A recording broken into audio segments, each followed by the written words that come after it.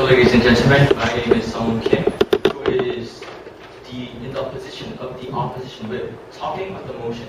This House believes that student loans should be forgiven upon graduation. Now, you guys have heard about the wonderful speeches of the government, but there were many flaws, many logical errors found in their speech.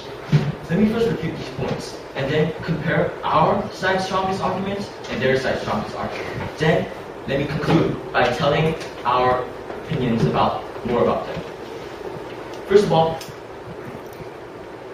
through this debate, I could not understand what the government was saying. Why? Because we were talking on a different motion, ladies and gentlemen. The opposition, us, we were talking about why student loans should not be forgiven, while the government, ladies and gentlemen, was talking how happiness can give benefits to society. They kept repeating the point that we can get happy, the economy will grow. If we don't get this loan, we will be happy again, and the economy will grow. This is out of topic, ladies and gentlemen. This is nonsense.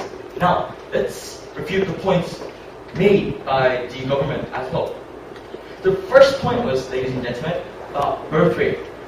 They mentioned that if loans are forgiven, there will be a small burden for the citizens, and the population will increase as well.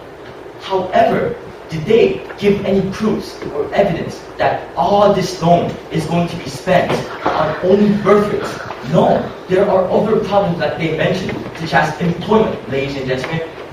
These money, they have just generalized the fact that the loans are all going to be spent in birth.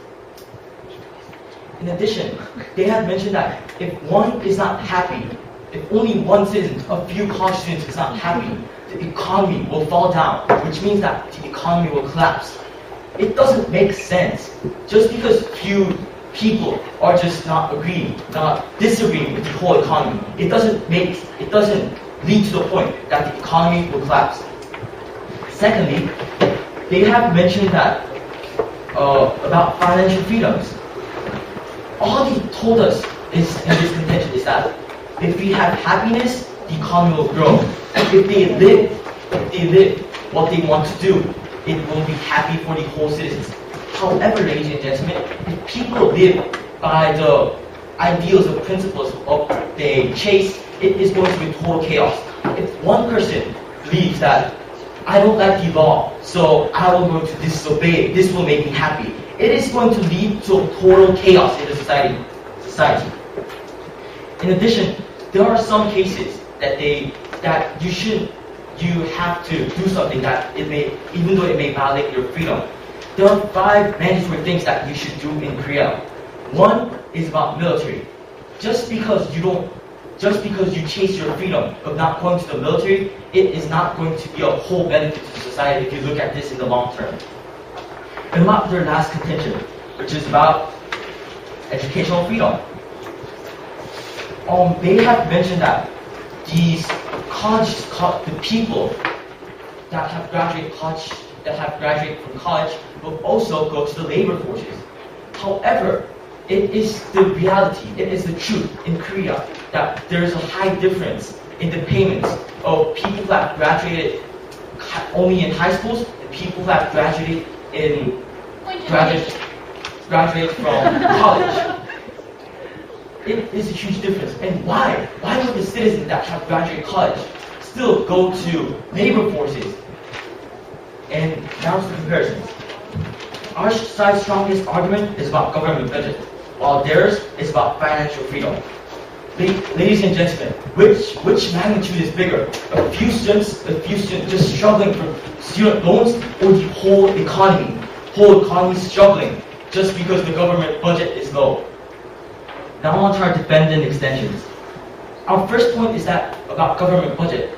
In the past, there were about 40% of the students who have graduated. But however, in today, almost 80% of the students graduate, borrowing about $20 million from the government.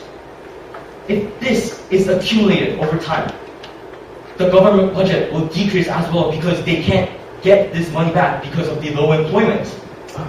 Secondly, about abuses. this policy was made to help the poor to get the same opportunity to increase equality in the overall studies. However, the rich could overuse it, use this as an advantage because they already have the money, but also borrows the money from the government. Lastly, it's about productivity. The point we want to speak in this is that there should be an equal number of laborers and the equal number of companies. If these all labor workers go down, this is going to be other total chaos like I mentioned before. Because, like our deputy leader of opposition has mentioned, there is a need of people who will always make phones or who will always make cars. Therefore, ladies and gentlemen, our side strongly argues that the student loan should not be forgiven because of two. One, our contention still stands. And two, the government is talking about a different motion. Thank you.